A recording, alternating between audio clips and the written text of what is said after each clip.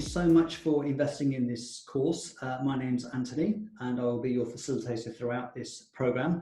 Really hope you enjoy it and that you're able to take away lots of practical tips and hints that you can use in the real world. In this particular program, we're going to look at 7 different chapters, and I'll talk you through those in a moment so you can get a feel for what we're going to cover. But before I do that, let me just explain how this works. So I'm going to be taking you through some chapters, and accompanying each chapter there will be a workbook.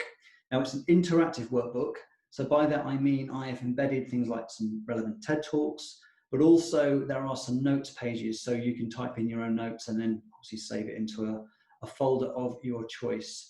So as you're going through the activities, it's entirely up to you. You can play the videos through in one go, or as you'll be invited to do some activities, you can stop, do your work, come back, and then we can compare the answers. So we've got some case studies and activities to do. Now, theory is great, and of course, as you would expect, there will be some theory, but we're really all about the practical application. So what I really urge you to think about as you're going through the content is, how am I going to be able to use this in the real world? That's the key thing, and that's what we're aiming for. So let's have a little look at what we're going to be talking about over this program, and the course of this program.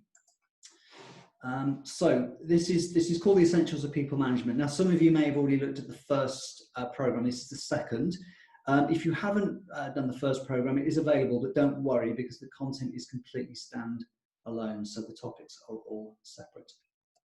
So what are we going to look at? Well, we're going to start by looking at delegation, and we're going to identify what we mean by delegation and compare that with allocation. They are two very separate things, and what we mean by those and how to do so successfully, as well as looking at some of the reasons why we do delegate and sometimes don't delegate.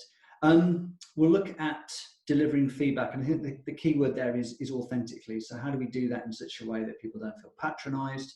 And we're talking about the good news as well as maybe the not so good news as well. We're going to talk about motivation, and in particular the 3 key criteria for how we can motivate ourselves, because let's not forget it's all about managing ourselves as well as others.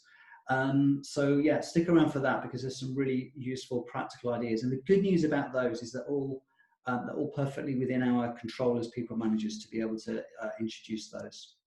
We're going to look at recruitment, both from an ethical point of view, so that's avoiding things like unconscious bias throughout the process, and really just take you through some tips and hints around how to structure the recruitment process, right from thinking about what to consider before you recruit through to designing interview questions and follow-up. And in terms of follow-up, we're going to talk about onboarding. And by onboarding, I mean the period of time from the offer stage to first day, the first day itself, and really up to the first kind of 3 months, so that we're really setting people up to succeed and not fail. We will talk about performance reviews. How do they differ from a one-to-one catch-up? And really, again, looking at top tips for structuring those, and how to really make sure that we get the most out of them. And I guess the key thing there is so that it doesn't become all about the paperwork and the process. And we've got a human being in front of us and how we focus it on them. And then finally, ending on a high, how to lead challenging conversations. So we'll look at some of the reasons why we tend to avoid these conversations. Now, yes, this is a people management program, but this very much applies to internal stakeholders, possibly even clients as well. So again, some really practical ideas, suggestions on how to lead those conversations. So that's what we've got lined up for you in this particular program.